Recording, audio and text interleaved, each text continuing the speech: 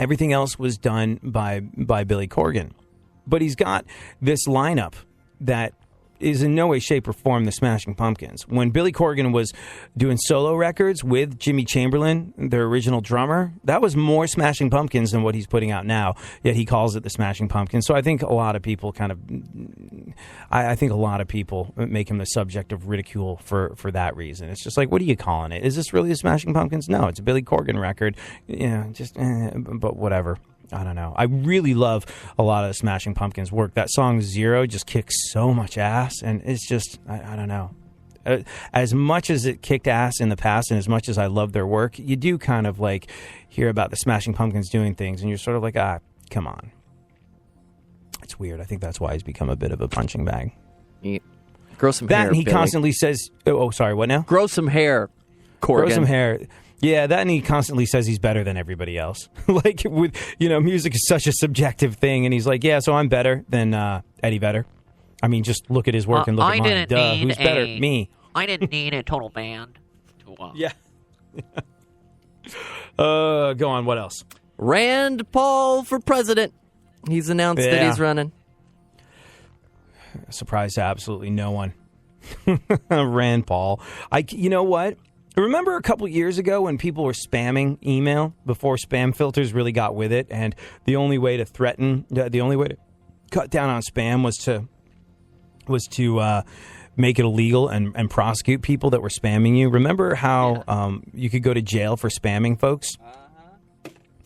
I don't ever remember signing up for Rand Paul's mailing list, yet I get like 5 emails a day from him. And I knew when he announced his candidacy for presidency because almost immediately afterwards, I got an email from him panhandling for money. He was like, I've got a lot of things I want to do, and I need to fund it very quickly. So here's my PayPal link or whatever the hell it was to go donate to him. I was like, I never signed up to be on your mailing list. Like, I'm pretty sure Rand Paul. Oh, and Herman Cain. I've tried to remove myself from Herman Cain's mailing list. There's the guy that should make a times. Pizza in Indiana. That Herman Cain. Yeah. Very good, Funkhauser. Very good. Yeah. No, 999. But I can't, for the life of me, I've tried to unsubscribe so many times, and I can't effing get off of Rand Paul or Herman Cain's mailing list. I don't know what to do. The Rand-volution will not quit. Yeah. The Paul bots are coming after me on a regular basis. It's impossible to opt out of Rand Paul's mailing list, and all I've gotten is like 5 emails a day from Rand Paul asking me for money. And I was just like, I'm pretty sure that under the spamming laws, like, Rand Paul could get taken out and do jail time for that. I don't know how they get around it. I don't know how they got my mailing list. No idea. But stop, Rand Paul. I'm over you begging for money 5 times a day via email. I like some of your ideas. Some of what you stand for makes me think you're absolutely ridiculous. That time that you said that gay marriage will lead to bestiality. Come on, you're an actual medical doctor, you stupid effing idiot. Why would you say something like that? Ooh. So other stupid effing idiots that actually believe that will go fund your campaign? Now I understand how politics works. Oh, go figure. And I don't know. I'm looking at the run-up to this next election going, I don't like any of these chuckleheads. I really, really don't. There's nothing, there's not one candidate that I feel I can stand behind. It's not even like, well, I can let him slide on this, that, and the other. There's guys with ideas that I really like. I really like some of Rand Paul's ideas. I really like some of Ted Cruz's ideas. And just like, but then there's so much of them that is absolutely ridiculous to me that I'm just like, no, absolutely not. Under no circumstances. And I just, for the life of me, I can't get passionate about any of the potential presidential candidates on either side. I'm not a person that votes the party. I'm a person that votes the person. And I just, I haven't seen the. I wish we could make one of our own from pieces of all of them. Yeah. I wish I could Frankenstein myself a candidate. Everything would be great. or if I could be the puppet master pulling the strings and be like, hey, Rand Paul, you know that stuff where you talk about how gay marriage will lead to bestiality and copy your speeches from Wikipedia? Just don't do that stuff anymore, and I'll guide you around the things that make you a ridiculous, laughable joke. And then your fantastic ideas, most of which you inherited from your father, could actually be put to use and things could go well. Did you see the picture? I know we said we wouldn't talk politics, and now that's all we're talking. Did you see the picture of him sort of like that went out with him announcing his presidential candidacy? It was him he wasn't wearing a tie. It was almost like he was wearing a black turtleneck and then this sport coat that was kind of long. And like for the life of me, I looked at it and I immediately thought, oh, Rand Paul looks like Abraham Lincoln in this picture.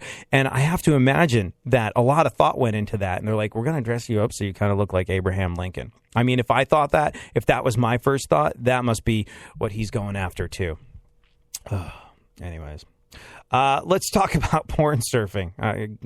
Politics derailed our fun yet again. What the hell? There we go. And back to one. Where'd this stuff go? I had a whole, wow, we're running out of time too. Better find that hole. Now we're back to porn surfing. So do you have your regular places that you go on the interwebs, Funkhauser? Yeah. Like your tried and trusted porn searches that you know will yield the results that are going to get the job done? Yeah, yeah. Oh, yeah. Well, I don't know how you spent Easter. Maybe you went to church. Maybe you were dyeing eggs. Maybe you're eating ham and delicious candy with the family, and that's cool. But we know what you did when the family went to sleep. And Jesus knows, too. Pornhub.com just released their numbers from Sunday. Check out the porn searches that saw huge, huge jumps. Easter egg hunt porn searches were up 8,545%. Easter bunny was up 3,240%. Amateur church sex. I didn't know there was an amateur church sex. Wow. See, I'm going to save that for later. That's good. Porn seems so watered down in this day and age where we're just deluged with it. Amateur church sex sounds like you can watch porn, fap it, and feel like you might be blowing it with God at the same time, and that adds a little danger and interest to the whole equation. That's good. Amateur church sex up by 2,130%. Lesbian Easter bunny, which I get. I mean, bunnies and stuff. That totally makes sense. Yeah, the archetypal Playboy bunny. Wife in church was up 1,000%. Jessica Rabbit porn up 805%. Bunny bondage up 40%. And Catholic was up 300%. On the plus side, we weren't all Easter perverts. Porn viewing was actually 10% lower than usual on Sunday.